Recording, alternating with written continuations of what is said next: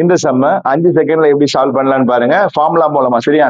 ஒரு குறிப்பிட்ட அசல், அதாவது 1000 ரூபாய் வந்து principal amount, 10% rate of interest, காலம் வந்து 3 ஆண்டுகள், கூட்டு வட்டிக்கும் தனி வட்டிக்குமான வித்தியாசம் என்னன்னு கேட்டு 3 ஆண்டுகள் இருந்துச்சுன்னா இதான் formula. P into R by 100 power square into 300 plus R by 100 சரியா? P எவ்வளவு? 1000. R by 100 R வந்து எவ்வளவு? 10 இல்லையா? அப்ப 2 டைம் போடும், ஏன்னா பவர்ல என்ன இருக்கு? ஸ்கொயர் இருக்கு இல்லையா? அடுத்தது 300 R எவ்வளவு? 10 இல்லையா?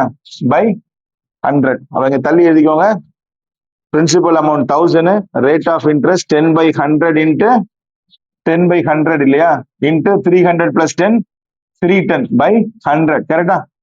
ஒரு ஜீரோ ஒரு ஜீரோ, இங்க ஒரு ஜீரோ, இங்க ஒரு ஜீரோ, இங்க ஒண்ணு, இங்க ஒண்ணு, இங்க ஒண்ணு, இங்க ஒண்ணு, இங்க ரெண்டு, இங்க ரெண்டு, 31 மட்டும்தான் இருக்கு இல்லையா? அப்போ கூட்டு வட்டி தனி வட்டிக்குமான வித்தியாசம் எவ்வளவு? 31.